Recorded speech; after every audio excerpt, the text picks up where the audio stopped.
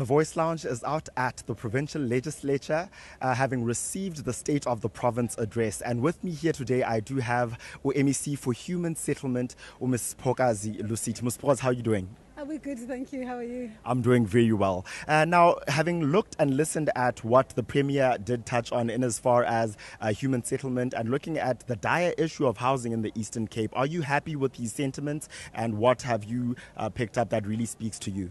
Okay.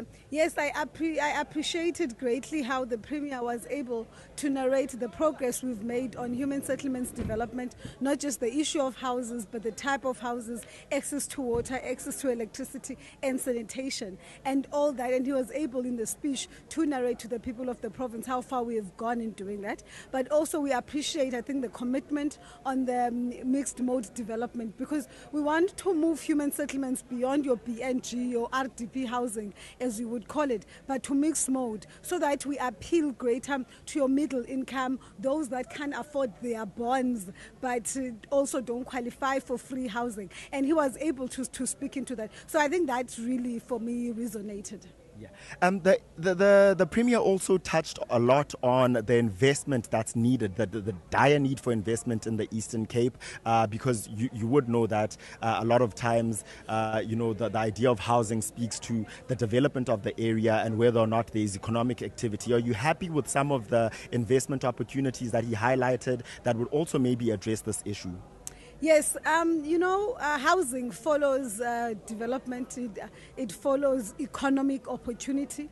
Where there is economic development, where people are getting jobs, where people are getting economic opportunities, they're going to establish houses.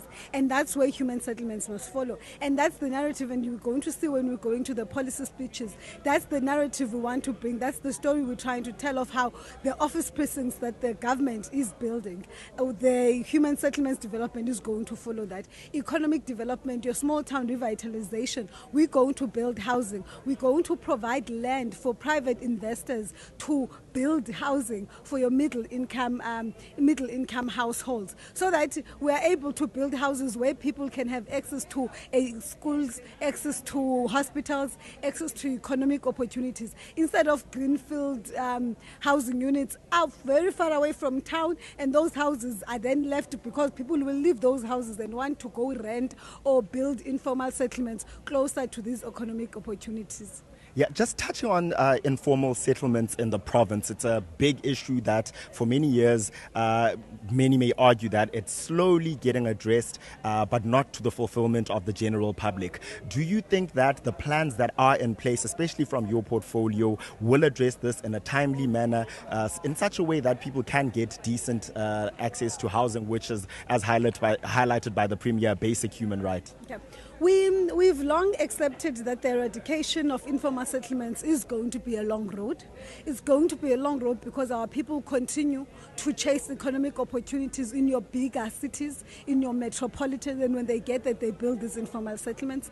It's going to be a long road because informal settlements are not only built by those who qualify for free housing, but there are also people who we don't qualify to build for. So that's why we then established your upgrading of informal settlements program, when from phase 1 is to ensure that people have access to water, people have access to sanitation. We build their site, we build roads where they are staying, they have access to that water.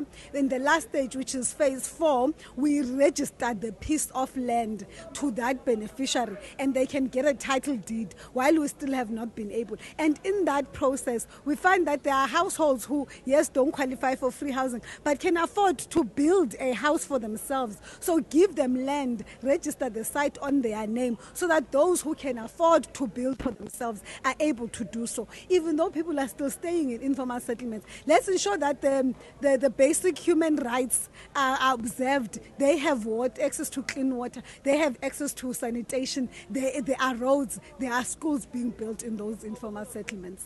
MEC Siphokazi Lusithi, thank you so much for your time. We hope to see you again in future. Ladies and gentlemen, this is the Voice Lounge. We are out at the State of the Province address. That was MEC of Housing and Rural and Development, Ms. Siphokazi Lusithi. The Voice Lounge, where voices come to life.